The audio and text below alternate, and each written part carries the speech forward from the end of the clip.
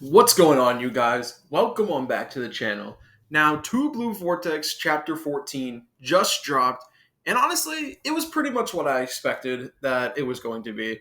It was more of a dialogue heavy chapter, but honestly, that's what I wanted. I desperately wanted just a dialogue heavy chapter where we see Boruto get interrogated by the people of the Leaf that he's trying to protect. But I'll admit, I was hoping that it was going to be like a little mini arc. I'm kind of disappointed that he escaped it that quick, but that's neither here nor there. All right. Now, as you guys know, I recently made a couple of videos talking about what I think could happen in this interrogation, and some of the things I got right, some of the things I got wrong. So I figured let's go over that and then talk about the future of Two Blue Vortex. So things I got wrong. I thought Kawaki was going to lead this interrogation. Bro, where was that bum?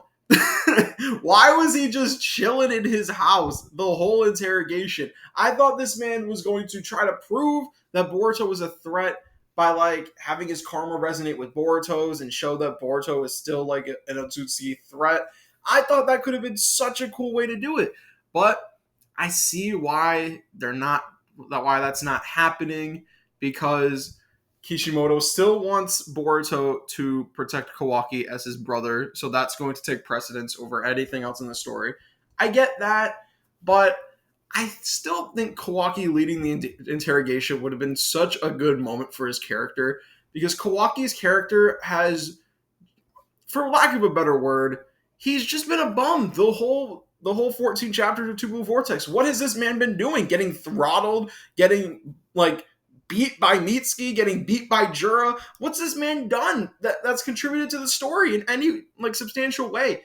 The only way Kawaki has really like contributed to the story is the fact that like he's the one that is the reason why omnipotence even happened.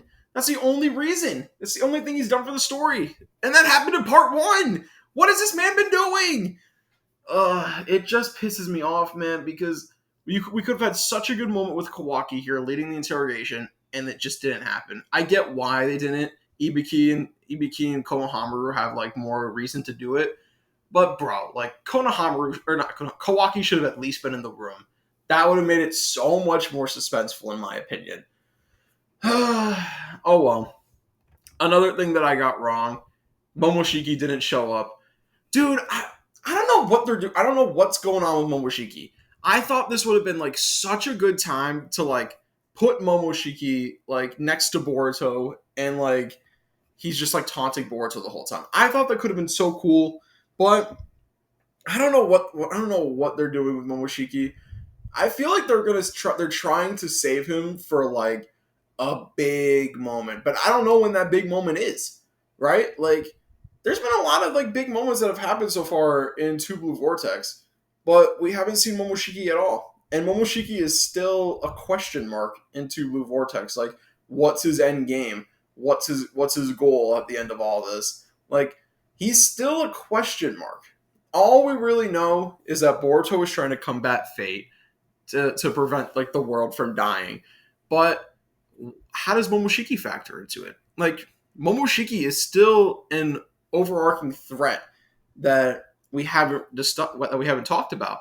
I still think something happened with him that we haven't seen like during the in between of Naruto Next Generations and Two Blue Vortex. I still think something happened with Momoshiki there, but it's all a matter of when Momoshiki is introduced back into the story. So that's another thing I got wrong. No Momoshiki. What else happened that I got wrong? I don't really think there was much else. Oh yeah, I didn't think Ibiki was going to show up. Like for whatever reason, I just didn't think Ibiki was pulling up to the interrogation. Why didn't I think that? That's the most obvious inclusion that you would put Ibiki there because he runs that whole division. So yeah, Ibiki was there, beat the shit out of Boruto. I wasn't expecting that. Was not expecting Boruto to get hands put on him during that interrogation. Ibiki fucking slammed him into the table, punched him in the face, punched him in the gut. I was like, damn, bro, chill out. Like, that shit was kind of crazy. I won't even lie, that was kind of hard. And honestly, I think that's it for the stuff I got wrong. Now for the stuff that I think I got right. I was right in the fact that Boruto wasn't going to really um, say much, right? I always thought that Boruto really wasn't going to say much in this interrogation just because he has no reason to. Because the more he says, like the more danger this reality has, right? Because we got to remember he's seen prescience, like he knows everything from Kashin Koji. If he reveals too much or if he says too much, it could throw everything off the path. Like we already have seen now Boruto pay the consequences for not being able to combat fate properly. Now, where when you fast forward to the end of the chapter and you see Shinki is now Ten Tails people, right? The fact that Boruto failed and didn't get that bulb from Jura last chapter is the reason now why we could potentially be on the road to the bad timeline, because now we have Shinki as a as a 10 tails person, right? Like the fact that that happened, like Boruto's probably like, okay, now that Jura has this bulb, I have to like keep way more shit close to the vest, because if I don't, it could everything could completely unravel. So I liked that a lot. And another thing I got right, bro, I knew Sakura wasn't gonna have much to do in that chapter. Everyone was like, "Oh my god, Sakura's coming back. We're gonna have Sakura fanfare." No, no, she had like two panels, and then she was gone. Like, what were we expecting? Like she was just doing what she's always been doing, healing. I wasn't expecting her to do anything else. But yeah, I guess now that I'm done talking about like the chapter as a whole, because like a lot of stuff happened that I thought was cool. I thought Shikamaru not being able to like name omnipotence was cool. He had to like continuously fight to fight for his memory.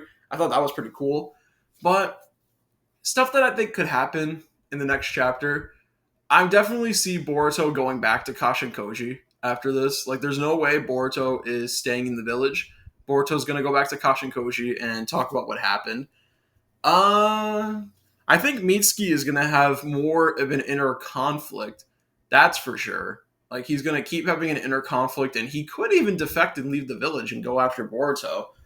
Because Boruto always said, if you need your son, come find me. So he might take those words to heart and go look for him. Sarda, I think, will stay in the village still and fight for Boruto's innocence as she's been doing the whole story. And Kawaki, I think, is just going to continue to keep doing what he's been doing, which is talk a lot but not do much. So that's pretty much it for now, I think, because there's not much more I can think about in terms of what happens next. But honestly, this has been a really good chapter, and it created a lot of further discussion for me for the future. So definitely expect another video soon. I definitely think I'll be talking about Boruto again, probably the next video or two. I don't know, because like I'm invigorated now to talk about Boruto. But let me know what you guys think. What did you guys think about the chapter as a whole? Did you like it as much as I did? Were you a little disappointed that some things didn't go a certain way? Let me know what you guys think. Like, comment, subscribe, and as always, I'm going to talk to you guys next time. Bye.